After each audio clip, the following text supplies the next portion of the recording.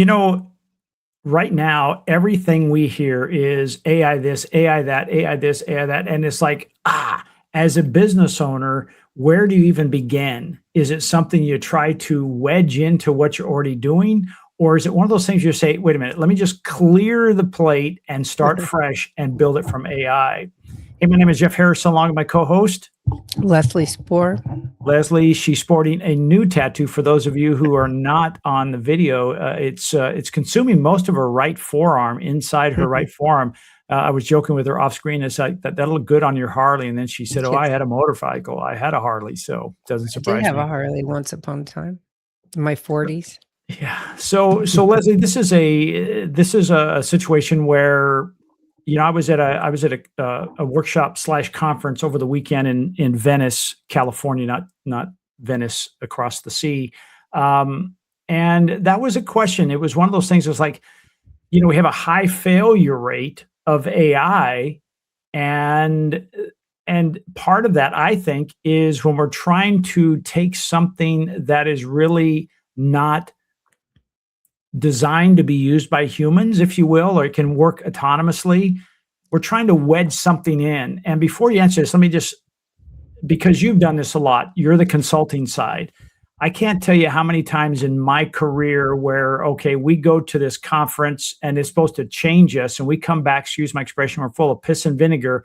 And about 3 weeks later, we're doing the same old stuff because we couldn't, it was like we already had the way we've done it, and to do it the way we want to do it, man, it seems like there's a moat in there that's a mile wide.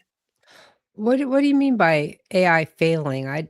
That's a new thing. What do you mean Yeah, by there's a that? lot of, well, when I say failing, there's a lot of businesses that will say, "Hey, we're just going to use AI," and they bring it in, and really, what happens is it's like strapping on a new engine to an old car. Sometimes that just doesn't work, and so what happens is they scrap that, or they say it just doesn't work for us.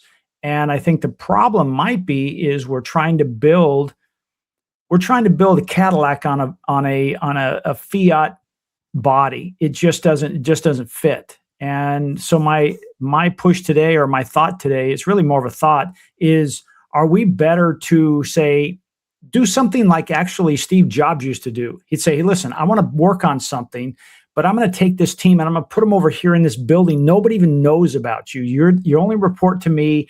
This is what I want you to do," because it really was so different than what they would do on a day to day, Leslie, that there would be pushback all the time, right? The Okay. managers, the employees. So it's like, should we be building this system that really can do AI and help us do what we do many, many times better and faster without really causing, mass layoffs? And I'll get into that in a second. Or should I try to integrate it into my existing place? Should I build it separately? What are your thoughts? Well, I have a lot of thoughts on that. One is most people don't understand how to use AI yet.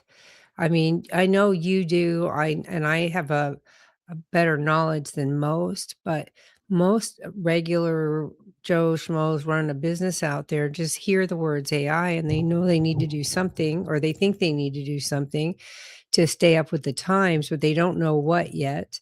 And they don't, there's so many options. It's quite overwhelming, the amount of options. I mean, look at how many different apps you use to create Mhm.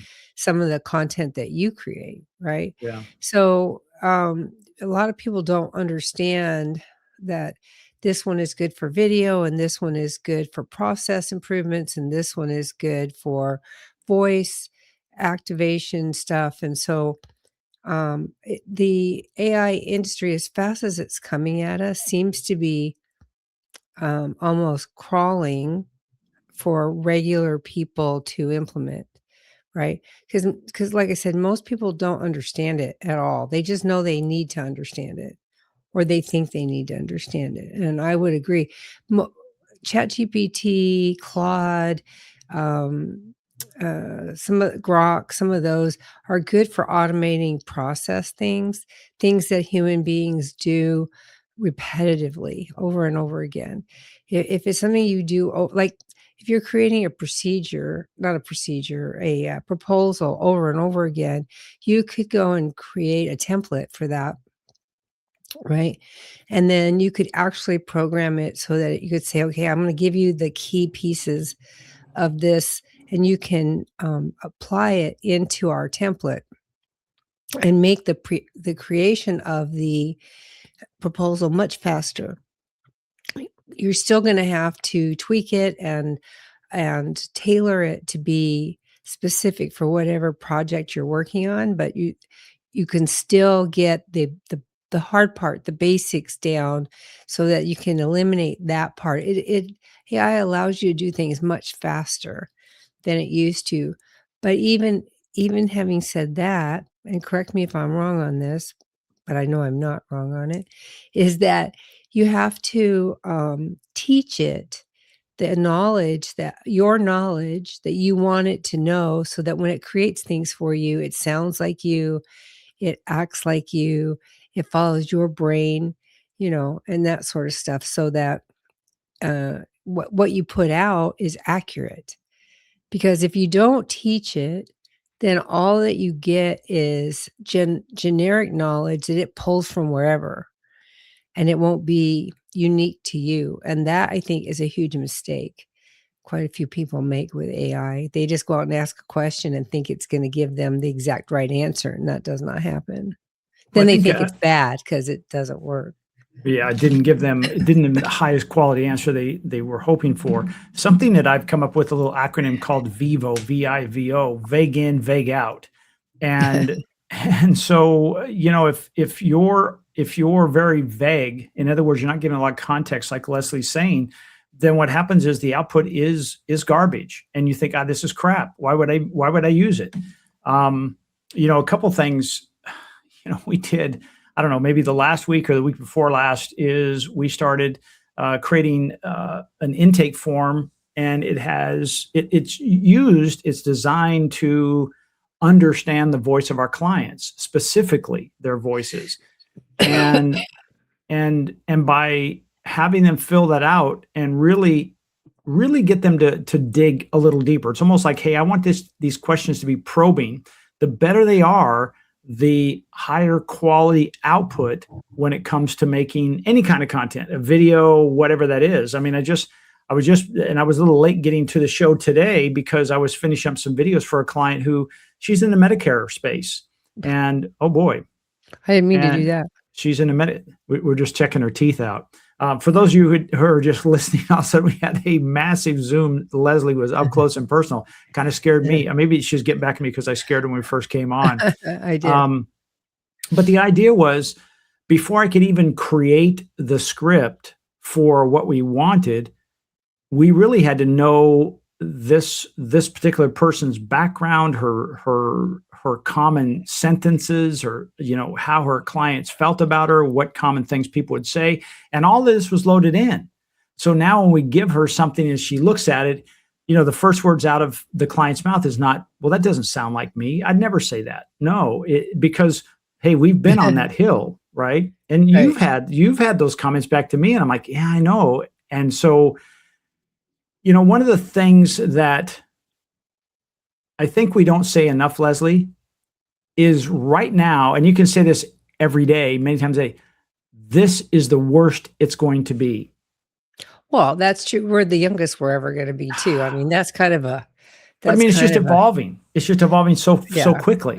But what's really funny, I'm going to digress for a minute because that's what I'm famous for. So, so the other day I was asking Chat about, I've been having dreams, and I like dream dictionaries. I have an app on my phone, and when something stands out in a dream, I look up the symbolism of that, and generally it's pretty accurate for whatever's going on in my life. But I thought, well, I'm going to run it through ChatGPT and see what it has to say. And so, what was really funny is it came back with what seemed to be, in retrospect, a good definition of symbolism. But then it said to me, well, you've created this and this and this and this for CBS. You've got all these products for the lifestyle management industry. And so I think what this is saying is that those things are going to come and become more prominent in our marketing, and it was saying that the point I'm trying to make is that it knew me well enough to know all the things I've been creating. Mm, yeah. Sometimes Yeah. when I talk to it, it tells me about our podcast. Don't forget to include your podcast on this or whatever.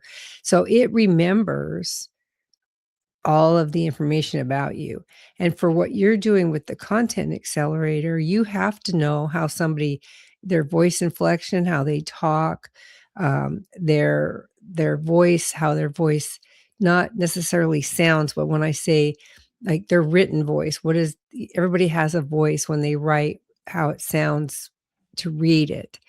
And that you have to learn all that. And the only Mm, way you can learn that to educate the content accelerator is um, to do that intake form, right?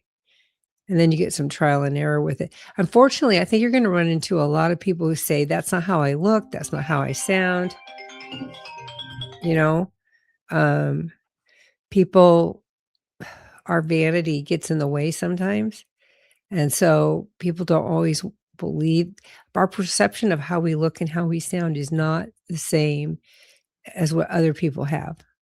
well, that's so true because at this event, it was more video centric that I was at on Saturday, and one of the things we were doing is we're creating our avatars. Now, I already have my avatars because I'm a an ambassador for this particular company, but there was a lady there, and she said, "I've been trying to create my avatar," but she said it keeps making it where I have all these wrinkles on my face, and she was a younger one. She was probably 30 years old. She didn't have any wrinkles, and beautiful young woman. But she said it will make me have much larger breasts than I should, or it'll have me really wrinkled. And so we were helping her with that. And then there was a point where I'm looking at her and I'm looking at the avatar in my head. I'm thinking, I'm being very careful here because I'm saying, I'm in my head, I'm thinking, okay, this is you. This looks like you. But she kept saying, no, it's not. No, it's not. Well, then she showed me another video that she uploaded into there as a reference. And you could see where that particular video had been, there had been time spent on makeup and hair. And so it was very different. It was almost like perfect skin, not a wrinkle, not a shadow. And the other one, which she used just to her phone that day, there were some there were some shadows and discolorations on her face because of the environment she was in. And I think it got closer. But I think you're right. I mean, we just recently had a client say, I think I'm gonna do my stuff on my own because the stuff you're making for me, my videos don't look like me. And yet we worked really hard till she checked off and said, yeah, this is me. But she changed her mind. I totally respect that. That's the way it is. I It's think you're hard. right Our about that. vanity is our human vanity is such that, some people care less about than others. I'm hugely vain, but, um, again, what we see in the mirror is not what other people see. Everybody sees us from their own perspective. And I also think our emotions influence how we perceive people because if somebody you really care about, they talk about rose-colored glasses and about how you can look at somebody and not see their flaws or not. You just love is blind. You've heard all these sayings, right? Yeah. Because when you are emotionally connected to somebody, you don't see things that other people see. Yeah. Well, And I think that's why it's yeah, important to have somebody that does some quality checks or to have that third party that looks at something, whether it's written. I mean, that's why we have editors, right? Whether book right. editing. I mean, you've done a couple of books here in the last year that, people are editing and double checking your work and vice versa. And I think it's important to have those people in that chain of activity. Right. Um, so we got way sidetracked. So the point of the conversation today, though, is about implementing AI in our own work environment, right? Yeah. And so, did you learn something new over the weekend in that conference that something like I should know about? I mean, Yeah, it's one of those things, and I started doing this about 5 years ago with AI, and then in the last 2 years, I keep pushing the envelope to really feel like, okay, my company is totally AI. And I want to make a really strong line in the sand that says it doesn't mean that we don't have any employees, we don't have any staff members. We do. It just means some of the extra things that we do, decision makings and the little things like you said, can now be done with automation and AI agents. Right. So I want to make that very, very clear, because we had somebody that commented that, that what we're doing with AI is actually eliminating jobs. And I want to make it really clear is we've actually added people. We've added 2 more people since then. And well, no, probably three people more, because these are new things that the staff we had didn't know how to use. But the big thing, Leslie, is change is hard. And so when you bring an idea, let's say I come back, or I sent a staff member, let's say I sent Mia to this conference, and she comes back with all these ideas because she sees the world differently now. Her rose-colored glasses are different than mine. And she comes back, and I immediately have this, oh, that's great, but, and that's the start of it. But how do we show, Faisal this, and how do we do this with Tom, and and all of a sudden there's this watering down of the process, and then when it comes out the other end, it's really not the implemented program that she saw. Versus, hey, I like this, go build it, go test it, and when it's ready and it's working alongside, it's like this beta testing, and it's working alongside our running business. Let me see this, and then we'll switch it over. And I'll give you a perfect example. We're doing that exact same thing with the Content Accelerator version 1, Content Accelerator version 2. For the last 5 months, we've been building and running the Content Accelerator version 2, which now has what we call a brain executor in there, and it's recursive learning, and it's doing some pretty cool things. But I didn't just say, let's replace the whole thing right now. It would have been a disaster. So it's running alongside, but now when it's proven its worth, now we can say, okay, let's start moving all of our clients over there. And now everybody is on the same page. And now that other system, it doesn't exist. So there's none of this yeah buts. Does that make sense? Yeah, it does. I just had a newsletter came out this morning about, or tomorrow morning it's coming out, I guess.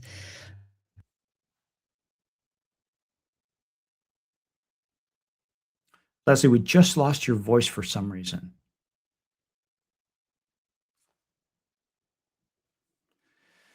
We just lost Leslie's voice. Just FYI, she's been dealing with some sickness, some illness, and oh, can you hear me now? I can hear you now. Yep. Okay.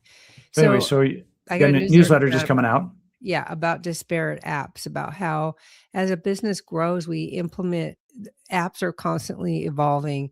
And so people will add an app to do this, and an app to do that, and an app to do this. And independently they all work fine, right? They work. But what happens is you're spending extra money and extra time managing these or paying for them on a monthly basis and they're not integrated to each other.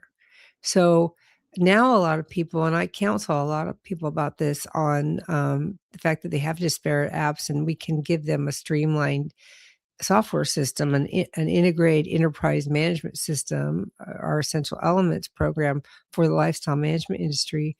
But a lot of them are saying, well, let me try to I want to go do it myself. And so they think they can plug these all into like Claude or something, and it's going to spit out an integrated system. And you and I both know that's not going to happen. Can I share some of the stuff? Yeah, because these are I think these are great. Yeah, it's not going to happen. Much as I'd like to see him do it. Oh, that's the name of my newsletter. Yeah. Yeah. Spiderweb of apps. Is that what you're talking about? Is you've got all these different features that really don't speak to one another? Yeah, I had somebody the other day telling me that she's got one that they can communicate with the clients back and forth. And then they've got one that tracks time, and they've got one that does this and one that does that. And I'm like, well, wouldn't it be easier if all those were in one place, and it would cost you a third of the money and everything would be in one spot, Yeah.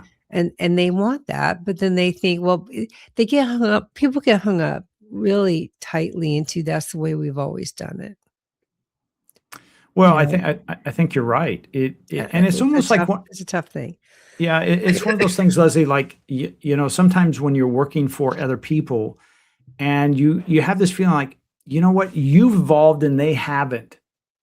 And the harder you try, like you take an idea into your management, and they Right. always say no and no. Sometimes the best thing to do is say, it's time for me to move on and find a new horse, one that understands the way I do, that I want to do more than just show up and punch the clock and punch out. I'm here to help evolve and integrate these ideas. Is that fair, or am I being too harsh, too quick to pull the trigger on that? Um, you're mostly correct. I mean, when I was doing consulting in aerospace, it was the same thing. We were trying to help. This is pre Y2K and post Y2K, which probably a lot of our listeners weren't even born yet. But it used to be we had a very sketchy internet system that only was going to work up until 1999, and then they didn't know what was going to happen when it flipped over to 2000 because nothing was programmed Mm, for the 2000. And a lot of us worked very, very hard to mitigate any potential problem.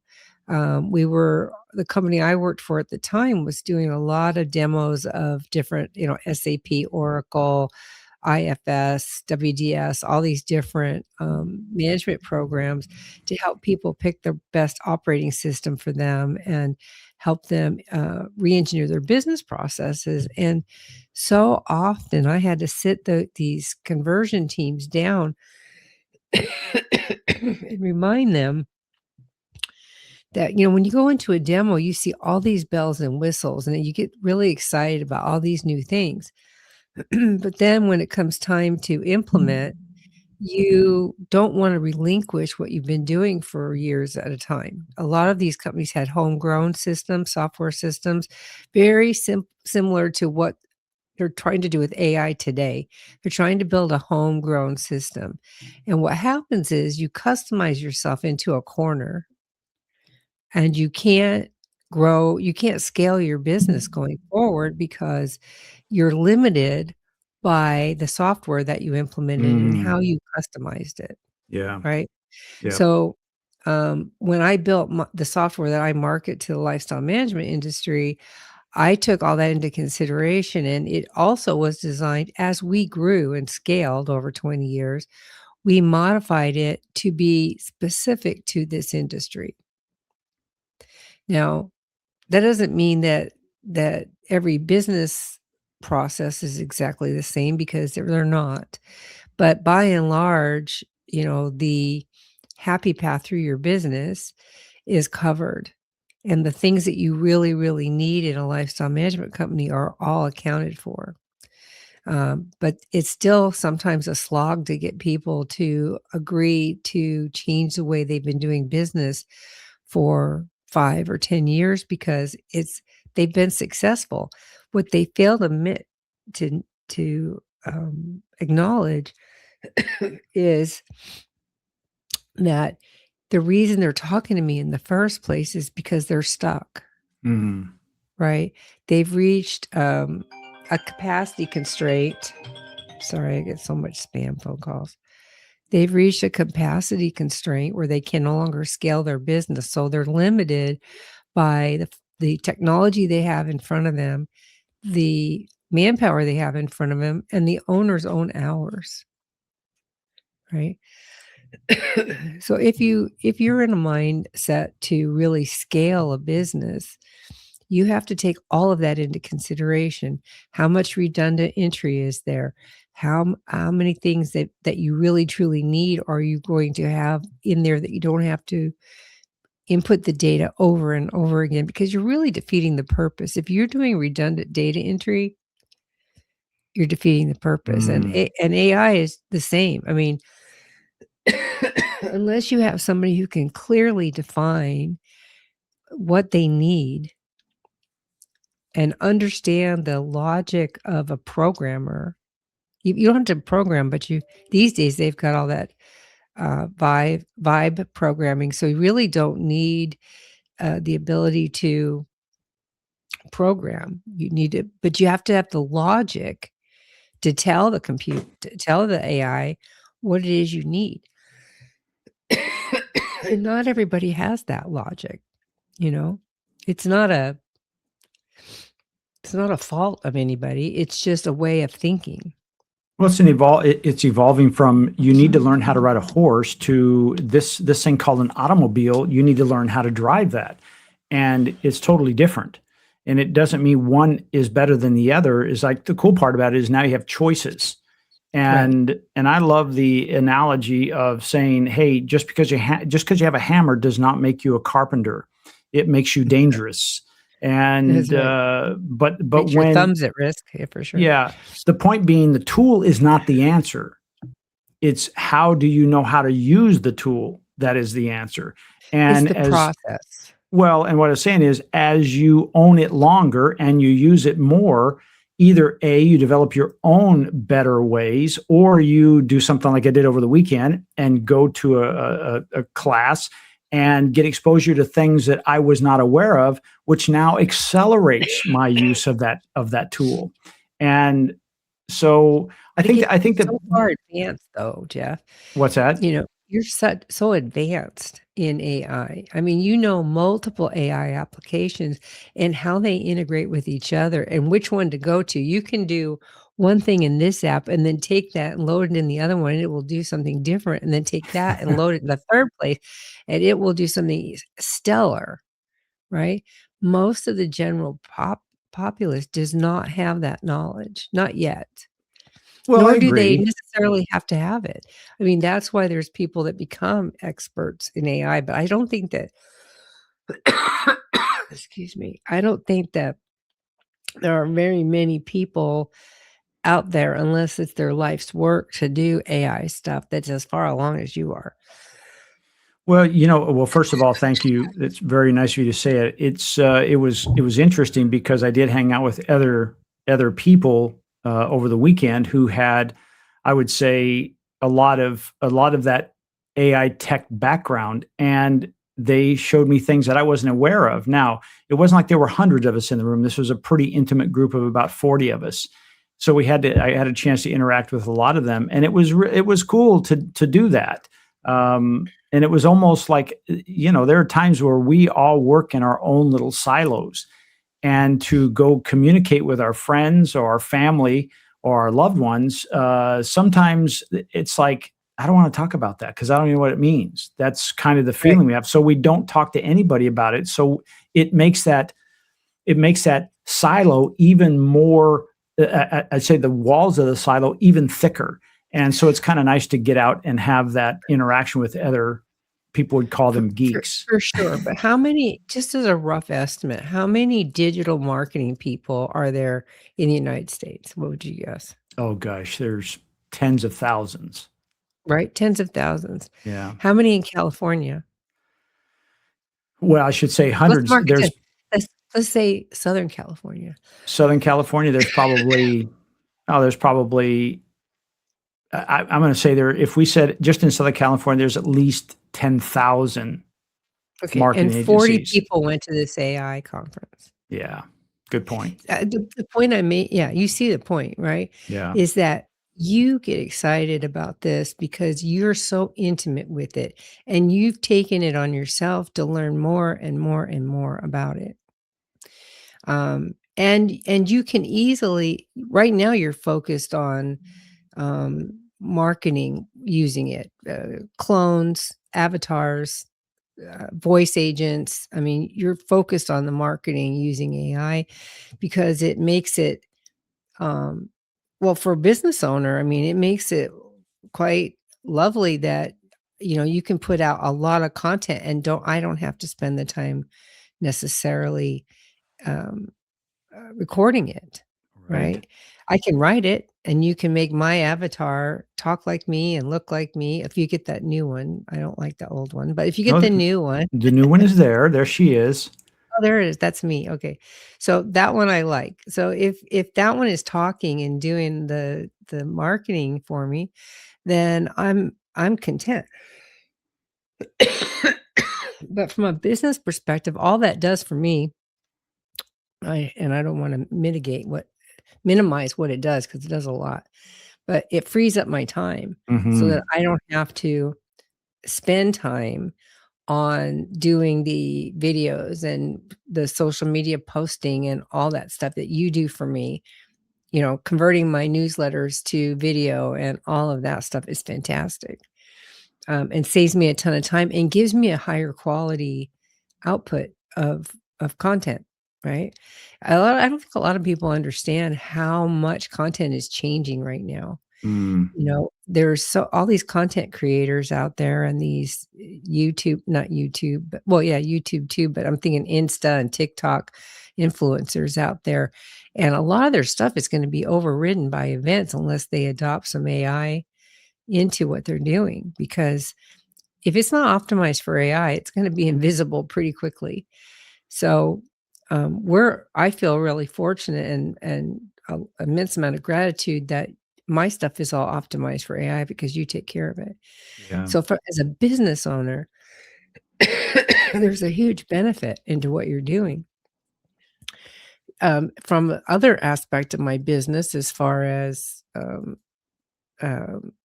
eliminating redundancies, we haven't got there yet. I have a software system that does it, but as far as being able to quick write something that'll do that, we're not there yet. We can make forms, we can make newsletters, we can write business letters. Excuse me, I'm so sorry. I've got a Mm. terrible cold. I'm trying to find cough drops. There's all these things that we can do, but as far as taking apps and trying to reduce that spider web, I don't think we're there yet. Yeah, I don't think so, and I think, the idea is typically is, if I go in and audit a business as an example, and I did this, maybe 6 months ago with a health spa, and I spent about 4 hours in their business. It's not a big health spa, but I spent about 4, maybe 5 hours, and I recorded everything. And then I came back and I made some suggestions about what we could do, and it would save them time. It would increase their quality. It would also make their customer experience so much better because they would be directed to the expert that knows that particular question, those series of questions, and have an interaction and not be put on hold or call back. And I Those think things are great. Yeah, what's that? those things are great. Yeah. But what really happened was nothing. Why? I think it was just overwhelming for them. They're like, I Oh, can't do that. And then I spoke to somebody who was an accountant, and I said, let's just map out exactly what happens in your world. And I said, I think we can automate most of this. I came back, and a day later, I had a proposal back and said, with the exception of you actually filing the taxes for somebody, everything from the intake to that point could be automated with points where you or your staff would actually get involved. What happened? Nothing. It was too much. It was too much. well, And so I have to be careful. And you've said this before, where you've gone yeah, in because you can do a lot of things. You offer, besides saying, too "Hey, much, can you fix my sink?" and you're remodeling the bathroom. right. And so I think we have to be careful of, like, okay, stay focused on really what's the pain point. What does the client ask for? And Yeah. that's true for all of us as business owners, right? You need to listen to what the client is asking for. In your case, it's automation. So, what do they need? If they say, I need to get more presence on social media, then you know what to do for them. But it's easy to want to pitch voice agents and this and that in addition because you know it will help them. Hmm. I'm guilty of the same thing. I get a client who calls me and says, I want absentee home care. And while I'm there and they start talking about things they want to do around their house, and I'm like, oh, yeah, I can do that. I can do that. I can do that because I can. Okay. But that's not why they called me. Right. So all of us as business owners need to learn to listen and answer the question we were asked. And I think that if we stick to that, the other stuff comes. You need to get them as a client first, and then you can and then build the trust, and then build the relationship, and then they will come to you for other things, and you have the opportunity then to expose them to more stuff once they get comfortable with what they've got. In the case of the accountant, and I probably know who that is, but in the case of the accountant, when their whole life is preparing tax forms, and they really don't need to do it, right? Because all that can be automated. We already submit all of our data documentation electronically. So it's already electronic. So now it's just a matter of feeding it into a process that will go through and fill out all the different forms that are required. Um, and then it can be reviewed, or you can program it to say, kick out anything that's out, compare it to the last year, and anything that's above this bar, if it's higher than this or lower than that, kick that out to me to look at so I can say, why is it such a difference? And then you've got a tool that really, really helps you, because you don't need to do all that mundane data entry. You just need to find where the problems are and where the opportunities are. Where could they take a better deduction? Where could they modify something? What is out of whack from the prior year? Because those are the things that are red flags for the IRS. So, and I'm not I'm not a accountant. So anybody listening, don't take this is accounting advice. I'm just saying, in the context of Jeff's statement about being able to help an accountant, that's true for lots of businesses. Mm-hmm. There are ways to automate things.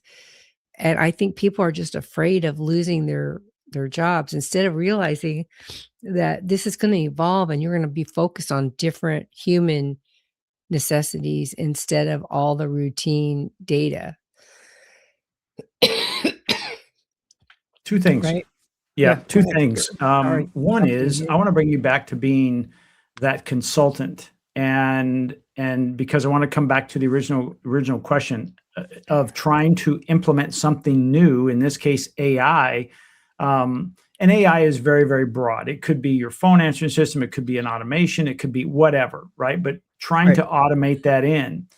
You, as a consultant, you would come in and you would spot inefficiencies, right? Or you were brought in as a sniper, if you will, target, and saying, hey, we need to fix these kind of things. So you're going to go in there and you're going to deal with that. I'm sure at some point you got some resistance, right? Always, of like, always. hey, you don't know my business. We don't do things like that here. And ours is very unique.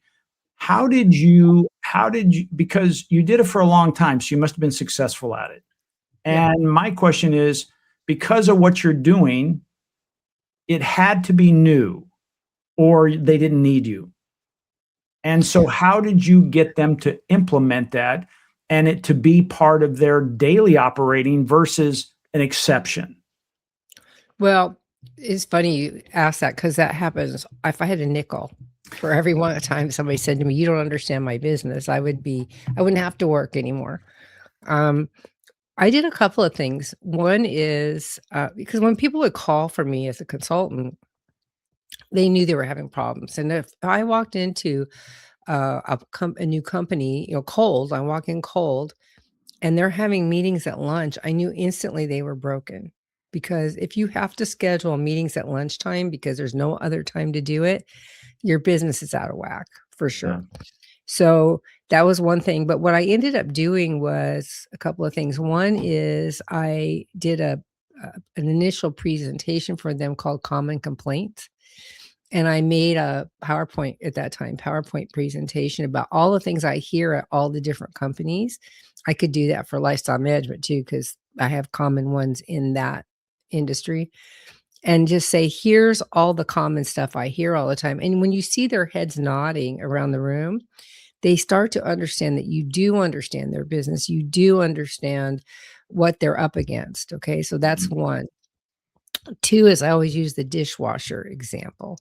The dishwasher, if you go to Sears and look at a Kenmore, they still have Kenmore? I don't even know. Maybe, I guess. If you go to Sears. Do they still have Sears? I don't know. I don't know if they'll shop there. But if you went to Sears and you were looking at a Kenmore dishwasher, they have or you go to Lowe's and you're looking at any dishwashers, they have multiple levels of dishwashers. They have ones that go on and off. They have ones that you can delay set the time. They have different, pot scrubber version versus crystal scrubbers versus, short cycles and long cycles. They have all these bells and whistles.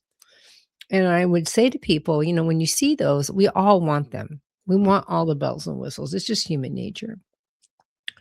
But what do you really need? If you get it home, what are you going to use? You're going to use turn it on and turn it off and maybe heat dry. And that's it. You're not going to do all those other fancy. You're going to come up with a setting that you like, and that's what you're going to use. And that's true completely in business, is that when you're looking at, it's not about the tool that you have, it's about how you run your business Mm. and what you're trying to accomplish. AI is just another tool. It's the tool du jour right now, right? AI is, and it's going to do massively important things in our lifetime. I'm so excited to be a part of it. I know a lot of people are anti AI and they're scared and stuff, but and I think we've talked about this before. When you look back over all the technological advancements we've seen in just our lifetime, it's a really exciting time to be alive because I've seen jobs come and go. Buggy makers gone, switchboard operators gone, telephone books basically gone, right? I mean, people used to make their living selling ads for the phone book, Yeah. right? And now they sell digital ads instead. Or that, things will evolve and new opportunities will open up because of the the the needs that AI creates, because they can do X, but there's still Y, or maybe it creates a new Z. Who knows? I mean, Mm. there's just gonna Mm. be so many things, and we have no idea what they're gonna be because this stuff is changing it faster than you can talk about it. I mean, every day there's something new and exciting. So from a business perspective, it's not about the tool as much as it is about the process. So when I do my 5-day challenges now, which is my consulting today, as opposed to what I used to do in aerospace, um, the first thing I say to them is, "What's your biggest problem?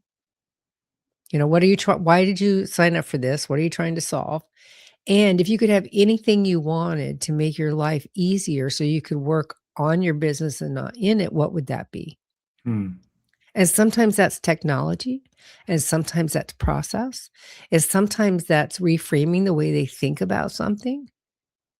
There's a lot of different opportunities for business owners to get out of the rut they're in. I was watching a show this weekend because I've been sick and in bed, and I was watching a Chopped episode. And, Chopped is a cooking show. Yeah. And this baker, she had started her own business, so she is on her own, started her own business, and she's about 2 or 3 years in, and she's questioning whether she did the right thing. Mm. And I thought, "Oh my god, I hear this all the time."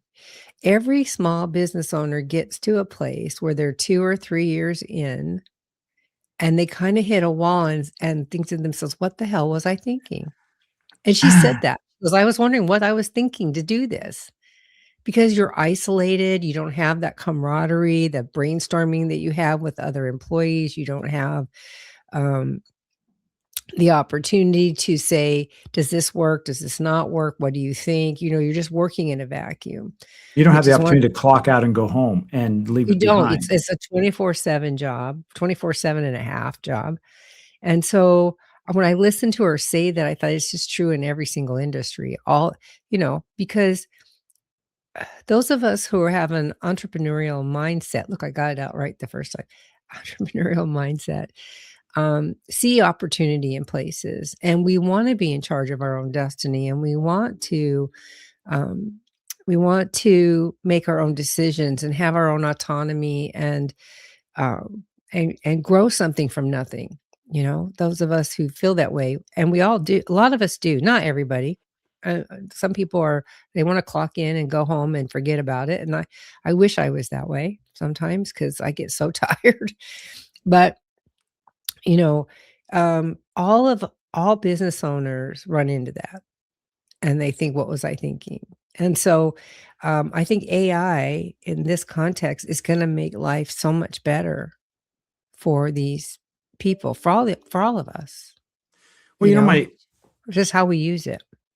my question that started this part of the conversation was, what did you do as a consultant to help implement the change, because change is difficult? And as I listen to you, it sounds like through your question and your presentation, it really comes down to leverage. Only it's not the leverage of the boss said we have to do it.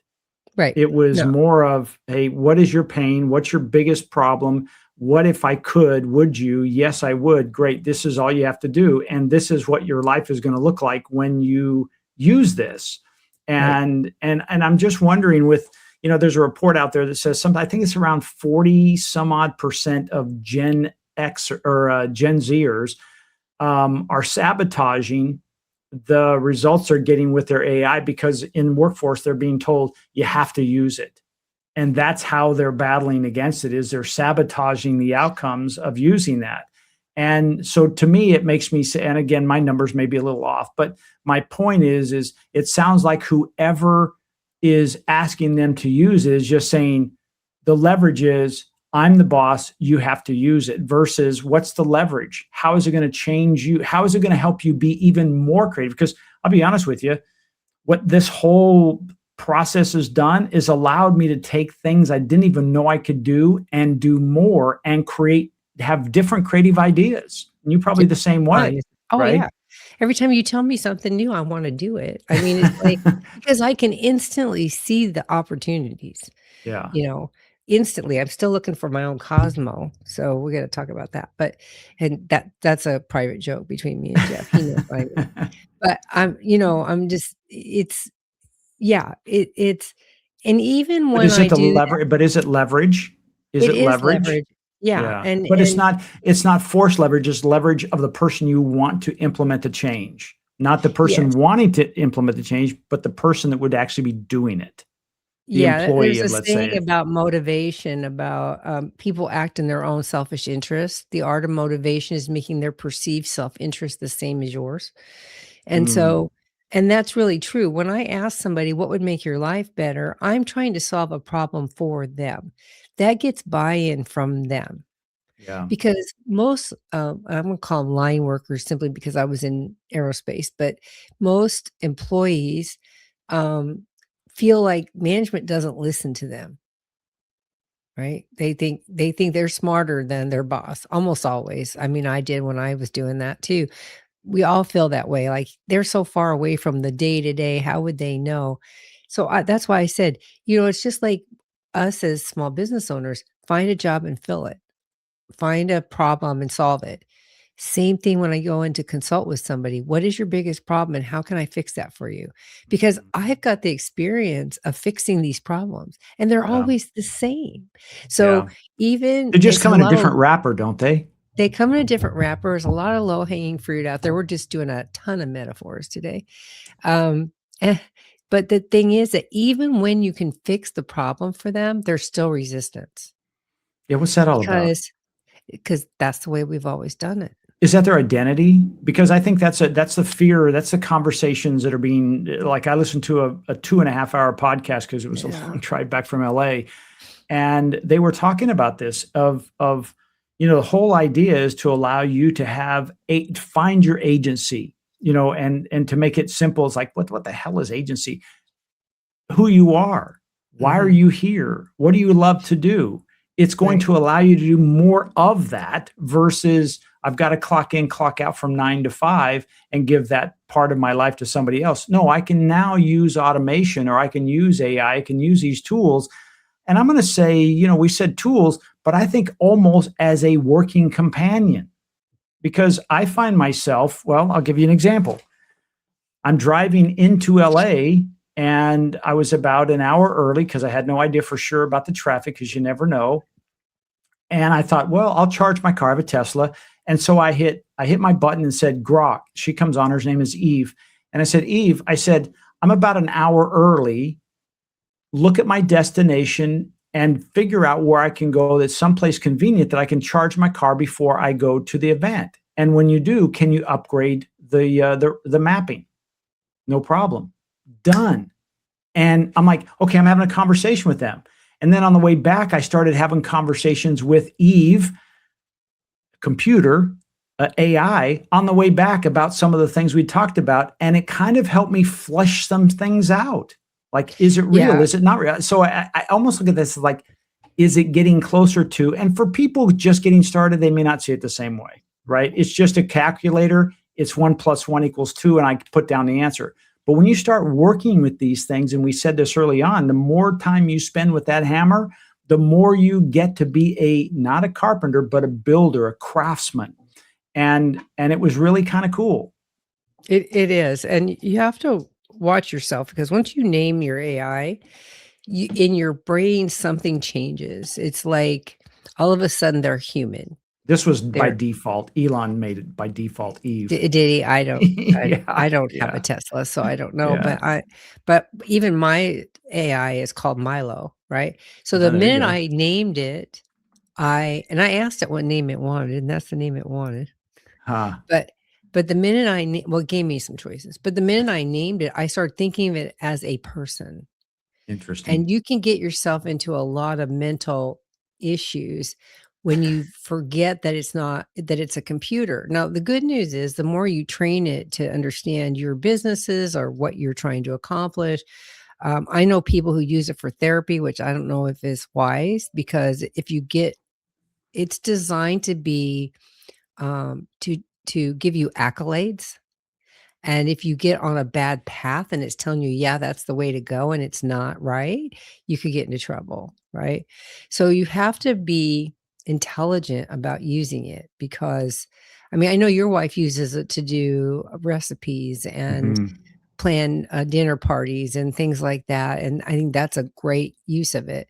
Um, there's a lot of ways to use it. My daughter uses it to run her blood work through there when she gets it back from the doctor, and have an analysis done, and to have it report back to her in English, Mm. what does this blood levels actually mean? And I've done Yeah. that. That's really helpful to know, because the doctor will tell you everything's okay, but even if you're dehydrated or your iron is low, so maybe you should add some supplements, so different things.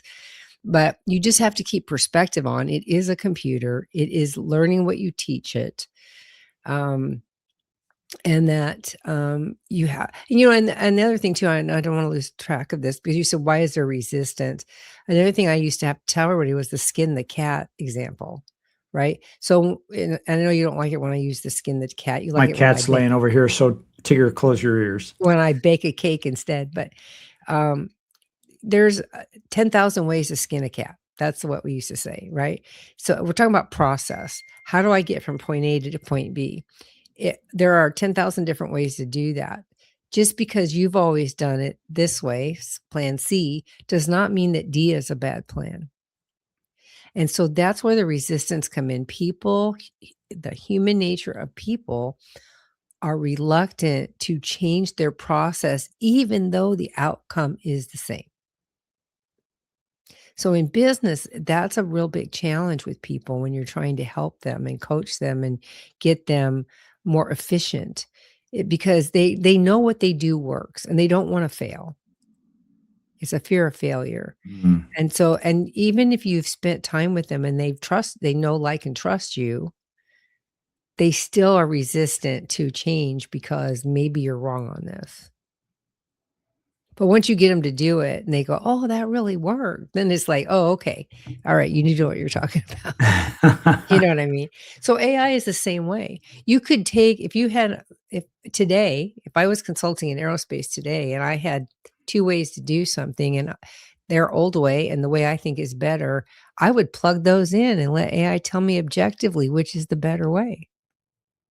And then I can show that to the person and say, "Well, the computer thinks this," you know? Well, You're still gonna the same place. Well, that takes me back to my little original rant of saying, in your situation, if you took two aerospace teams, and you had a project, you wanted to have an outcome, and you said, and we call it beta testing in marketing. We say, let's use this headline and let's use this headline, and let's run an ad, and let's see which one does better.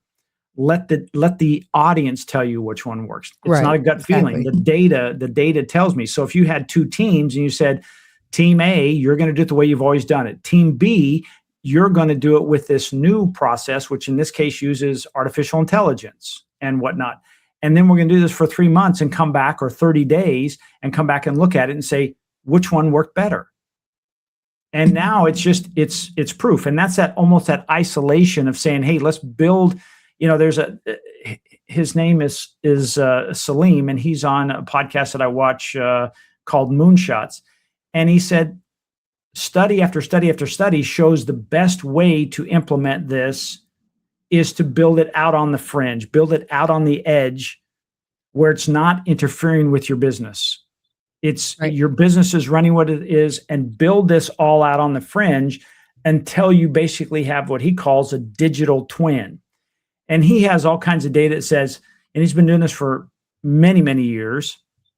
And he said, he said, we've never seen change happen when it's forced from within. In other words, when we're trying to strap on AI to an existing business, it does have a high rate of failure. But when you build it on the fringe until it operates on its own, and now you can say, wow, my digital twin is operating as successfully. And in fact, it's actually 10 times more effective and efficient than my business. Switch it out. And now that's the new business model.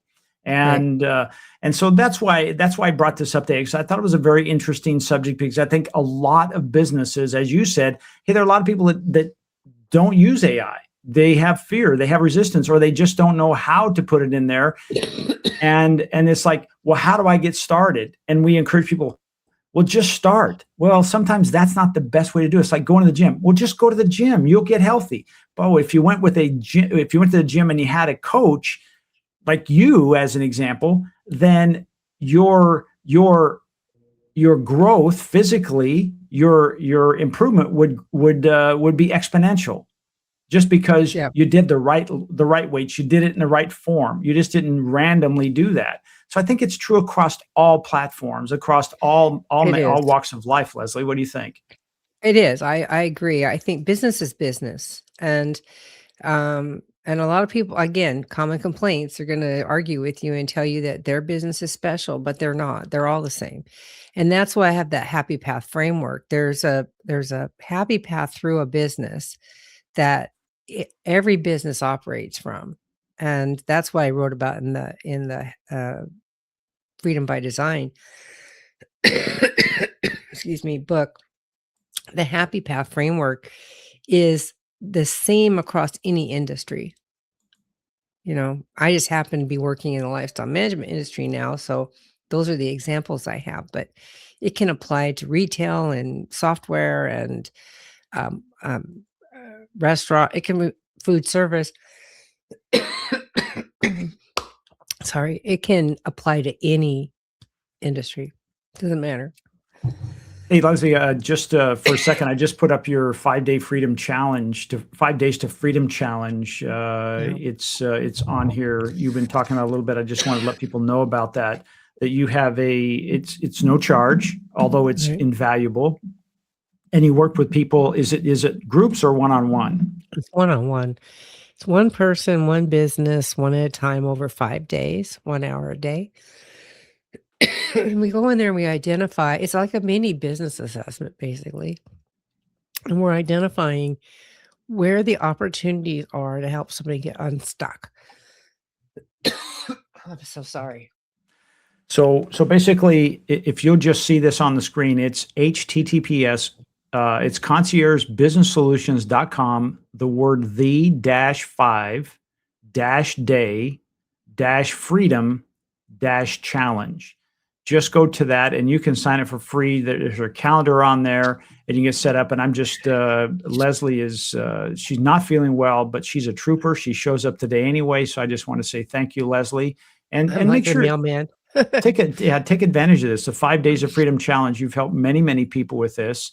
And like you Yeah. said, business is business. So it's an opportunity Well, for and you to there's do this. testimonials all over the Concierge Business Solutions website and on Facebook and all other social media, and I really love to help other business owners. That's my thing in life. I love to do that, and they're always so surprised Hmm, at how easy some of the changes are. A lot of it comes down to just reframing somebody's thinking, you know? It's true. good, it's fun.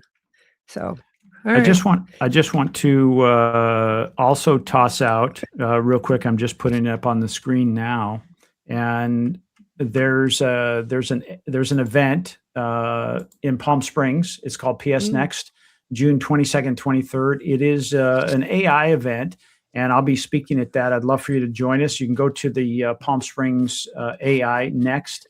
And you can get your tickets there. Now, here's the coolest part I love about this. If you're a student in the Coachella Valley, it's free. And there are many tracks that we'll be talking about, from residential, or, if you own your home and you want to learn more about AI, there's going to be a track, and the conversations and the experts in that area are dealing with that. So you'll understand. So they're not talking over your head and you're saying, well, this doesn't apply to me. No, it really does, all the way through business tracks, which I'll be in. Creative. We have people from the movie industry there and how they use it. We have a young woman who 3 years ago, she'd never done anything in AI. And now she's one of the leading in making some incredible videos, Kelly Bosch. And she just does some incredible things. So think about that. It's I think it's like $69 or $99. Please just go to the website. Don't use my information. Is June 22nd, 23rd. I hope you'll come. That's PSAI Next, and that's June 22nd, 23rd. yay. That's all we got. Alright. Hey, you go take care of yourself. Thanks so much for getting out of bed and turning off Netflix and walking me through this subject. I'm not sure we got a conclusion, but the idea was, hey, let's have a conversation about it, because I think we're early in that whole conversation piece, Leslie. Yeah, I don't think there is a conclusion. I think it's a constant evolution, and as we talk about this more and how it applies to business owners, small business owners in particular, I think even our perspective is gonna change, because you learn more every single day and you go, "Oh, look what I can do now." And I'm like, "Oh, crap, you're blowing up my brain." So, and I love it. I love it, all this stuff too. So it's a really interesting topic. I'm saddened to see people who boo it when AI comes up, because they don't understand. They're being told they're going to lose jobs or there won't be jobs. And it's just not true. Just not true. Yeah, it's there used to be people who they drove horse and buggies, and they evolved. There was jobs for them, because anytime there's some kind of an evolution like we're seeing now, it actually creates more opportunities that we didn't even know existed. Like, who would have thought, Leslie, and I'll end on this, who would have thought 5 years ago you could be a YouTuber or an influencer and make a lot of money? That could be a career Really? path. I Really? know. They teach that So in college nowadays. it just blows my mind. So, Yeah, I know, me too. I was like, why? I feel like I missed it all. Like I was too late to the party. hey, what we bring Uh, is wisdom, so we can actually, it's true. take that information and probably move a little differently with it. But anyway, thank you for joining us. Age, age What's that? plus experience equals wisdom. Oh, Yep. I like that. The Twisted, Bent, and Exhausted Entrepreneur Podcast. My name is Jeff Harrison, along with. Leslie Spoor, Concierge Business Solutions. Please do us a Glad to favor, like it, share it, and Yeah, we'd please. love to see you again next time. And also, please put in the comments if you have something to say and you have a question. Please put in there. We'd be more than happy to follow up with you on that. Thank you. All right. See you next time.